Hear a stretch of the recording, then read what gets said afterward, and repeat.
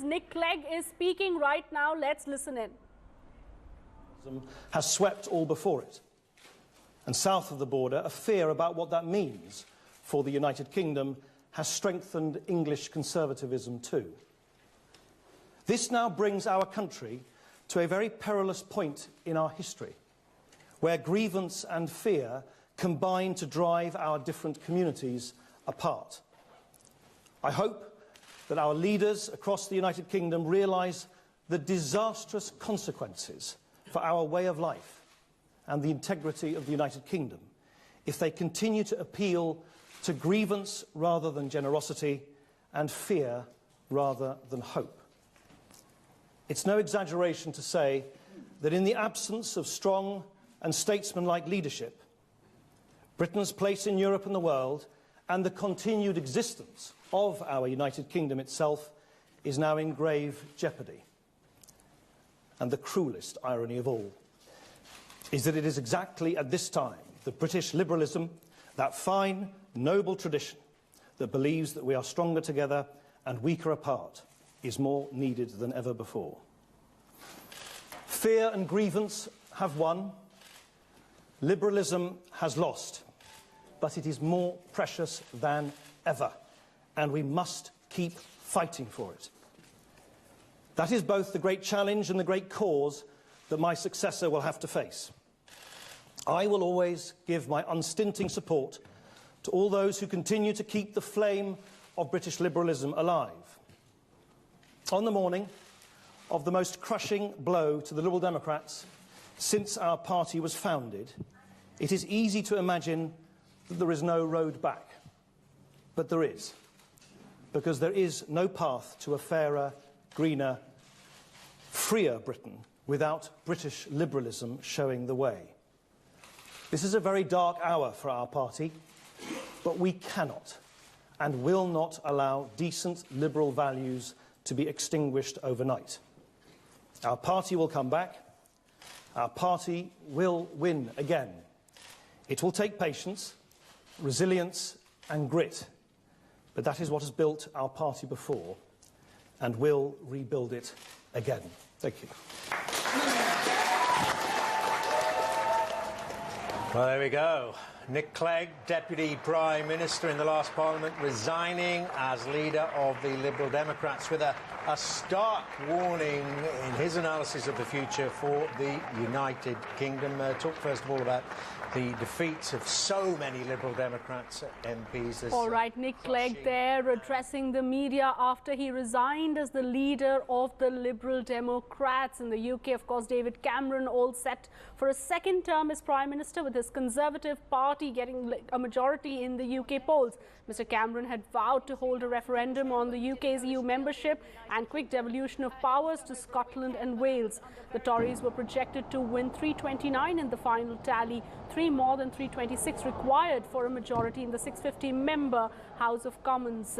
And of course, this coming as a big surprise, an astounding victory there for David Cameron. Clearly a very strong night for the Conservative Party. I think we've had a positive response to a positive campaign about safeguarding our economy, about creating jobs. My aim remains simple: to govern on the basis of governing for everyone in our United Kingdom. I want to make sure that our economic recovery reaches every part of our country. This has clearly been a very disappointing and difficult night for the Labour Party. We haven't made the gains we wanted in England and Wales, and in Scotland we've seen a surge of nationalism overwhelm our party. Now, I want to say to all the dedicated and decent colleagues in Scotland who have lost their seats that I'm deeply sorry for what has happened. So we are at Labour headquarters, where Ed Miliband has just arrived. Now, this is obviously a grim day for him, though he's been greeted with a round of applause. Ed.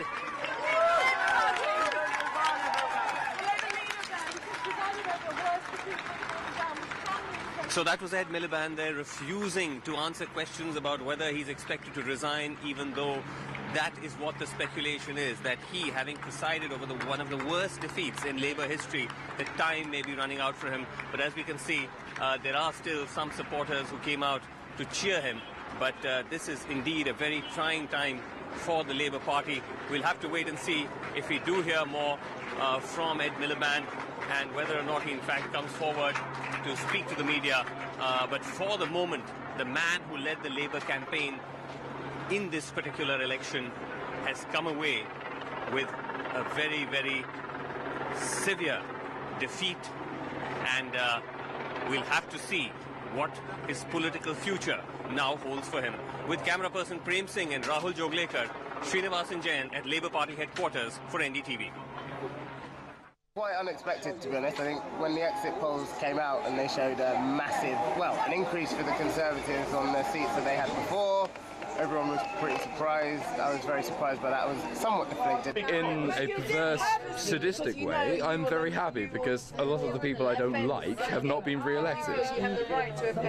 Overall, it's a very depressing picture because we're likely to have another Tory-led coalition government, probably with the Lib Dems, which means a continuation of the policies that have set us back so far in terms of social justice and equality. We have Matthew Hancock with us. Thanks very much indeed for talking to us. Remarkable victory that you pulled out of the hat. All the opinion polls said hung verdict, split verdict. Were you even yourself taken aback? Well, it's as you say, it looks very good. We haven't seen all the results. We've got to wait for all the results to come in, but it's much more positive than anybody expected.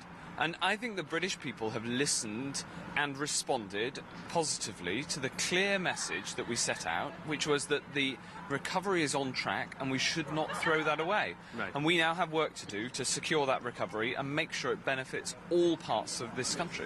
Eric, thanks very much indeed for talking to us. Remarkable victory. An extraordinary victory. A victory that has exceeded all expectations. It gives David Cameron a proper mandate.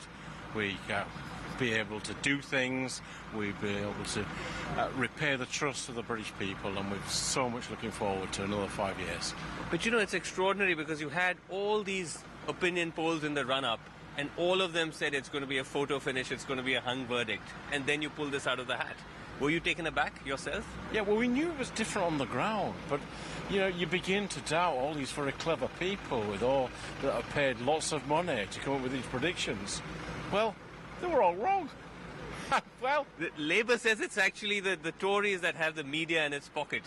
Well, I'm afraid, you know, they're saying that because they lost, and they lost very badly. They've been destroyed in Scotland.